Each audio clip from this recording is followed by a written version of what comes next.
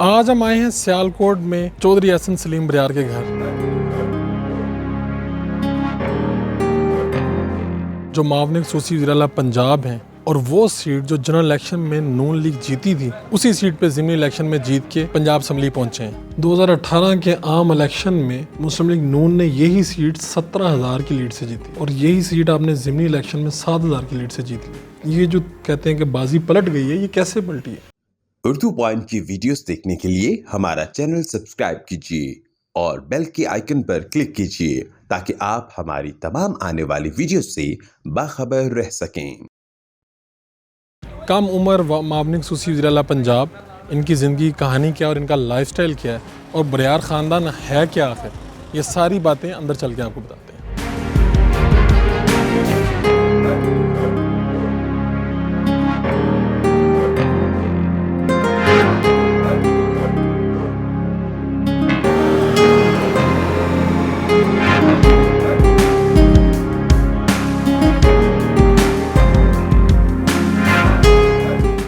America से masters करके आए 2020 में, और 2021 में इलेक्शन लड़के असम्बली पहुंच गए। हुआ क्या? इस तरह था कि मैं दिसंबर 2020 में अपना मास्टर्स कंप्लीट किया अमेरिका से। उसके बाद फिर मैं तो बिज़नेस ऑलरेडी अपनी फैमिली का जो उसमें पार्टिसिपेट करता आ रहा हूँ 2016 से, जब मैंने अपने बैचलर्स किया। तो उसके बाद जब ये अचानक ही ये हमारे इस सीट पे जो पिछले हमारे थे वो MPA साहब, उनकी वफ़ात हुई, तो यहाँ ज़िमनी इंतखाब आ गया। उसके बाद ये ऑप्शन आई क्योंकि हम एक पॉलिटिकल फैमिली से ताल्लुक़ रखते हैं, और 2002 में मेरे चचा अंसर इकबाल बरियार साहब MPA रह चुके हैं, और तभी से ये वालिद साहब का भी पैशन था कि इंशाल्लाह जब मेरी एज होगी और जब वक्त आएगा अल्लाह करे इंशाल्लाह, तो फिर वो मुझे आगे पॉलिटिक्स में लेके आएंगे, क्योंकि उनका पैशन है बेसिकली पॉलिटिक्स। तो उसे लेके चलते हुए जब ये ऑप्शन आई, तो फिर इन्होंने सबसे पहले तो टिकट मेरे चाचू कैसर इकबाल बरियार साहब को मिली, लेकिन कुछ डॉक्यूमेंट्स उनके रिजेक्ट कर दिए गए, और कवरिंग कैंडिडेट मैं था। और क्योंकि उस टाइम फिर ये फ़ैसला ये किया गया PTI की हमारी लीडरशिप की तरफ से, क्योंकि अब ऑलरेडी हम कैंपेन में चले गए हुए थे। पिछले 10 दिन हमने जब मेरे चाचा को सीट मिली, हम ऑलरेडी इलेक्शन की कैंपेन में थे इस हल्का PP 38 की। तो जब फिर ये फ़ाइनल किया गया कि अब कवरिंग कैंडिडेट मैं हूँ और सेम फैमिली से बिलोंग करता हूँ, और फिर पार्टी की लीडरशिप की वज़ीर-ए-आज़म इमरान खान साहब ने हम पे इस पे मेरे पे मैं समझता हूँ ख़ास तौर पे उन्होंने बड़ा एतमाद किया मेरी फैमिली पे। जिस तरह हमने फिर इस चीज़ को प्रमोट किया कि यार PM साहब का विज़न है कि नौजवान की आदत आ गया है, और पढ़ी लिखी नौजवान की आदत आए। तो इस सिलसिले में फिर पार्टी ने मुझे एक्सेप्ट किया, और फिर हमने पूरी डिस्ट्रिक्ट जो हमारी लीडरशिप थी उसने भी किया, और अल्हम्दुलिल्लाह सब ने मिलकर इलेक्शन लड़ा। आपको कब पता चला, किस लम्हे पता चला कि इलेक्शन अब मुझे लड़ना है? क्योंकि ये तो अचानक हुआ ना। देखें, जब आप अपने कागज़ जमा करवा देते हैं ना, तो तब आप 50% तो आप मेंटली प्रिपेयर्ड रहते हैं कि यार इन केस आपका टाइम आ सकता है या जो भी है, और या तो करवाए ना होते तो अचानक बाद में आता। तो ठीक है, अल्लाह का शुक्र है, मैं समझता हूँ हर काम में उसकी हिकमत है। और जब ये फ़ैसला हुआ तो हम सब ने मेरे वालिद साहब ने मेरे से पूछा कि हाँ भाई तुम तैयार हो? मैंने कहा जी मैं तैयार हूँ। तो बस ये हमारी डिस्कशन हुई, अगले दिन पार्टी ने टिकट दे दी, और बस तभी से लेकर अल्लाह का शुक्र है कि इस मिशन का आगाज़ किया और दिन रात मेहनत की। 2018 के आम इलेक्शन में मुस्लिम लीग नून ने यही सीट 17,000 की लीड से जीती जी, और यही सीट आपने ज़िमनी इलेक्शन में 7,000 की लीड से जीत ली। ये जो कहते हैं कि बाजी पलट गई है, ये कैसे पलटी है? इसकी 2-3 वजूहात हैं। सबसे पहले अगर पॉलिटिकली देखा जाए तो क्योंकि तब 2018 से पहले मुस्लिम लीग नून की हुकूमत थी, और जब आप हुकूमत की पार्टी के नुमाइंदा बन के अगले इलेक्शंस में जाते हैं ना, तो लोगों के काम हुए होते हैं, लोगों की कोई डेवलपमेंट्स या लोगों के कोई छोटे मोटे काम, किसी के ज़ाती इनफरादी या हल्के के कोई काम ही है। तो इसलिए लोग जब कोई नया बंदा है ना, उसे सोचते हैं वोट देने से पहले। उनकी पुराने ताल्लुकात थे, इस सीट पे वो बैठे 30-35 साल से उनका जो ख़ानदानी ये सीट चलती आ रही थी, जिसमें उनके पूरी फैमिली के मेम्बर्स जो हैं वो 3-4 दफ़ा मुंतखब रहे, और उनकी वो जो यहाँ ग्रुप्स थे वो काफ़ी यूनाइटेड थे आपस में। इसलिए 2018 में पाकिस्तान तहरीक इंसाफ को जो है ये सीट, क्योंकि ये seat one of the strongest seats Muslim League Noon की समझी जाती थी, और वो बस मेरे से पहले सईद अहमद बली साहब थे, उन्होंने भी काफ़ी एफ़र्ट की, काफ़ी लोगों के साथ मेहनत की, प्यार से लोगों के साथ मिले भी, लेकिन अनफॉर्चुनेटली वो कुछ मार्जिन से सीट रह चुकी। लेकिन अभी अगर देखा जाए 2021 का जो मेरे इलेक्शन आया, इसमें पॉलिटिकल डायनामिक्स चेंज कर दिए गए थे, क्योंकि पाकिस्तान तहरीक इंसाफ की हमारी मरकज़ में भी हुकूमत है, सूबे में भी हुकूमत है, और इस चीज़ को लेते हुए हमने लोगों को सिर्फ ये कैंपेन में अपना हिस्सा बनाया कि भाई देखो हम हुकूमती पार्टी और हम इंशाल्लाह ताला आपके काम करेंगे। 2 साल पीछे इंशाल्लाह हमारी हुकूमत के हैं और लोगों के जो मसले मसाइल पिछले रह चुके थे, जो महरूमियाँ कमियाँ थी लोगों में, वो हमने लोगों के साथ कमिटमेंट्स की, जो अल्हम्दुलिल्लाह आज की डेट में आज देखेंगे तो हमने काफ़ी सारा लोगों के डेवलपमेंट के काम भी शुरू करवा दिए, लोगों के ज़ाती काम जो हैं वो भी करवाए। तो अल्लाह का शुक्र है कि फिर ये रीज़न बनी कि हम एक गवर्नमेंट के साथ गवर्नमेंट को रिप्रेजेंट कर रहे थे और इसलिए लोगों ने हम पे भरोसा किया। लेकिन इसी शहर से तो MNA की सीट हार गई, PTI सिटिंग गवर्नमेंट हार गई इसी शहर से। इस शहर की जो पॉलिटिक्स मैं आपको बता रहा हूँ, मुस्लिम लीग नून का आप कह लें दूसरी पार्टी जो है, उनका ये बड़ा स्ट्रॉन्ग सियालकोट डिस्ट्रिक्ट जो है वो हमेशा से रहा। और लेकिन मैं समझता हूँ जितने भी लोगों ने पाकिस्तान तहरीक इंसाफ के 18 वाले कैंडिडेट्स ने यहाँ वोट लिए, मैं उन्हें वाकई राज तहसीन पेश करूँगा कि उन हालात में भी उन्होंने लाख से ज़्यादा वोट हमारे कैंडिडेट्स ने लिए। उस्मान डार साहब जो हैं उन्होंने तकरीबन सिर्फ 1200 वोट से वो हाजा आसिफ साहब से जो है वो शिकस्त उन्होंने ली। और मैं समझता हूँ कि ये वोट लोगों की जो अमानत थी, लोगों का इमरान खान साहब के विजन पे एतमाद था। लेकिन जो भी पॉलिटिकल हर हल्के के डायनामिक्स डिफरेंट होते हैं, तो इसलिए मैं समझता हूँ कि इसमें कोई बात नहीं। इंशाल्लाह हमने लोगों की काफ़ी काम किए हैं इन 3 साल में, हुकूमत ने लोगों के बड़े मसले मसाइल हल करवाए हैं, हमारे तमाम MNAs ने भी, और इंशाल्लाह ये चीज़ें 2023 के इलेक्शन में उनके लिए फ़ायदेमंद होंगी। 28 साल लड़का इलेक्शन जीतता है, ज़िमनी असम्बली जाता है और फिर मामले खसूसी वज़ीर आला पंजाब भी, ये कैसे? मामले खसूसी वज़ीर आला पंजाब अहम जिम्मेदारी मिल जाती जी, मैं वज़ीर आला साहब का शुक्रगुज़ार हूँ कि उन्होंने जैसे ही मैं ये सीट जीती PP 38 की, उसके बाद हमारी उनके साथ मीटिंग हुई जिसमें हम सारे फैमिली मेम्बर्स गए और हमारे जो करीबी साथी थे वो पार्टी के गए। और उसमें फिर वज़ीर आला साहब ने वहाँ कहा जी मैं इंशाल्लाह ताला एहसन मेरे बिल्कुल अपने बेटे की तरह, और इंशाल्लाह ताला मैं इसके लिए कोई अच्छा करूँगा।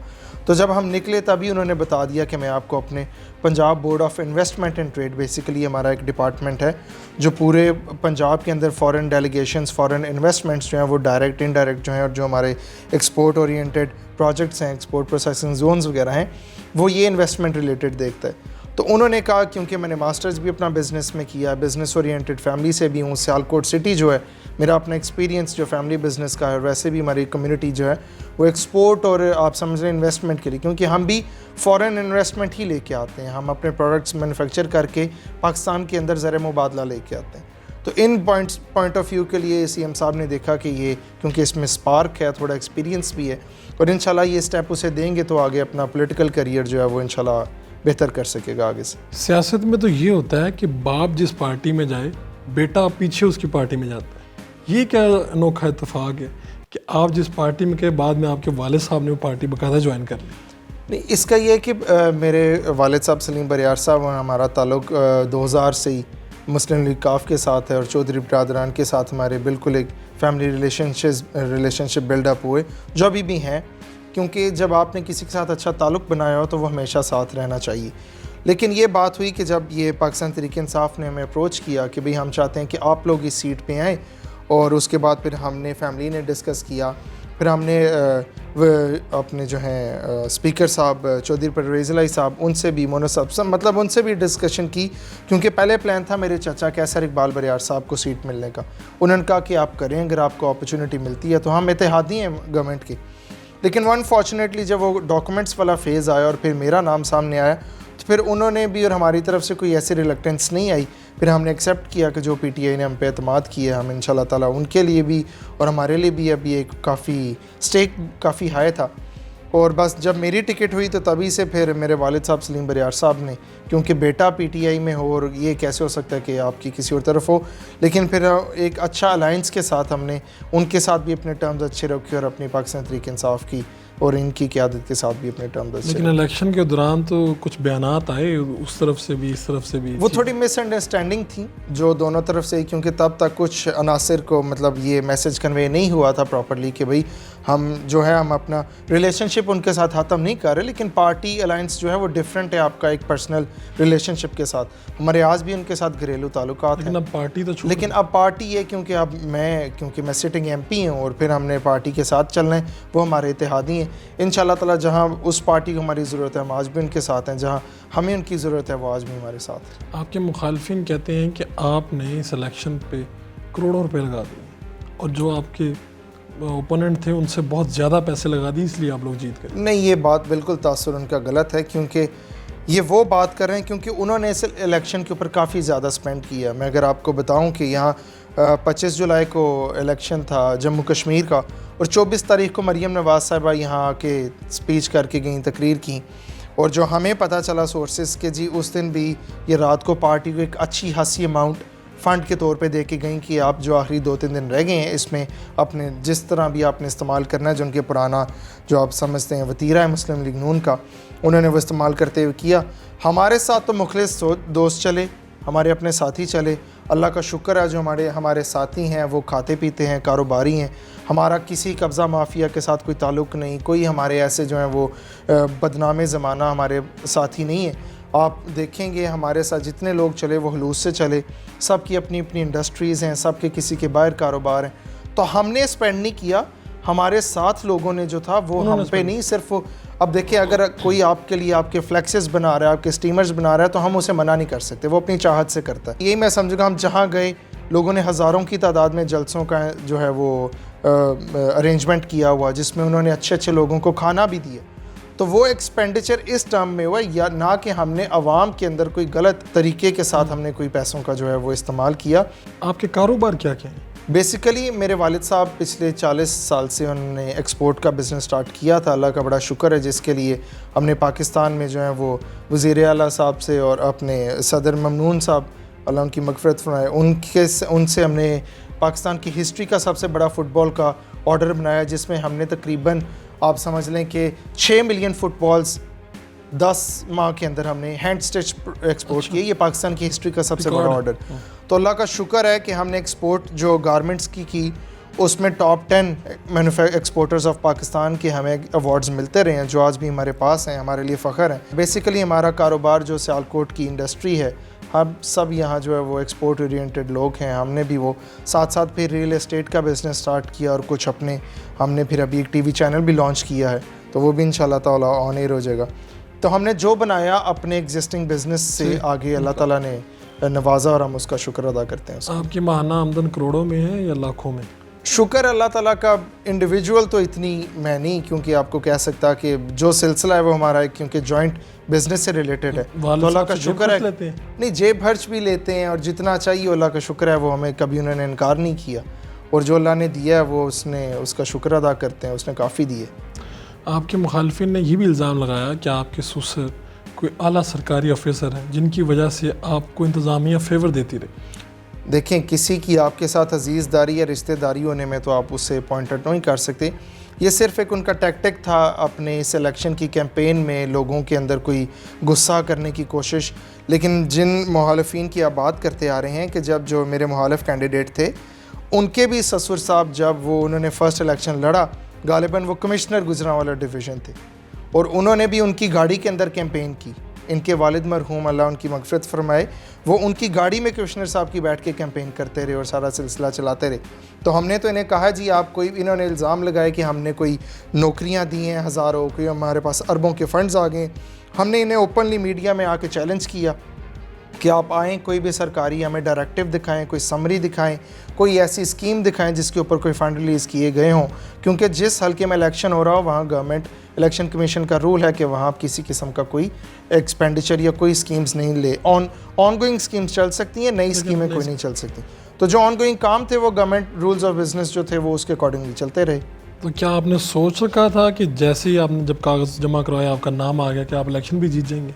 क्योंकि इस ख़ानदान के साथ दहाइयों से सियासत कर। देखिए, मैंने आपको बताया कि जब ये एक पार्टी बेस्ड इलेक्शन था इन द बिगिनिंग, लेकिन जब हमारा नाम आया, हमारी फैमिली का नाम आया, तो अल्लाह का शुक्र है कि हमने 20-25 साल से सिर्फ आवाम की खिदमत की है। और जब आउट ऑफ हम पॉलिटिक्स भी रहे, मतलब कोई हुकूमत का हिस्सा ना बन सके वजूहात की बेस पे, मेरे वालिद साहब ने और हमारी पूरी फैमिली ने, हमने जो है वो चैरिटी वर्क और सोशल वेलफेयर का काम बहुत ज़्यादा किया, जिसकी वजह से लोग हमारी इज़्ज़त करते हैं, मोहब्बत करते हैं, लोगों के हम पर बड़े एहसानात हैं, और हम बस उन्हीं के प्यार और मोहब्बत की वजह से जो हम आगे आए। और इलेक्शन में जब हमारा नाम आया तो ये इलेक्शन जो है वो पॉलिटिकल पार्टीज़ का नहीं, बल्कि ये 2 फैमिलीज़ का इलेक्शन भी कंसिडर किया गया, क्योंकि हमारी फैमिली भी माशाल्लाह काफ़ी स्ट्रॉन्ग बड़ी फैमिली थी, और दूसरी तरफ उनका भी इसी तरह कहा जाता था। तो इसलिए हमारे जो रिश्तेदार, जो हमारे दोस्त साथी पुराने थे, उन्होंने मेहनत ही इतनी ज़्यादा की और इतनी चाहत की कि हम जहाँ जाते थे वहाँ हमारा कोई ना कोई गाँव में रिश्तेदार मिल जाता था, वो वेलकम करते थे, हमारा बड़ा इस्तकबाल करते। बस उनकी चाहत को देखते हुए हमने ये फर्स्ट डे से अपना जो है ना वो कभी हमने अपने ऊपर जो है वो मायूसी नहीं लेके और इसी मिशन के साथ निकले कि इंशाल्लाह ताला जिस तरह लोग हमारी इज़्ज़त करते हैं, लोग हमें वोट भी देंगे और अल्लाह ताला हमें कामयाबी देगा। आपका बहुत बहुत शुक्रिया।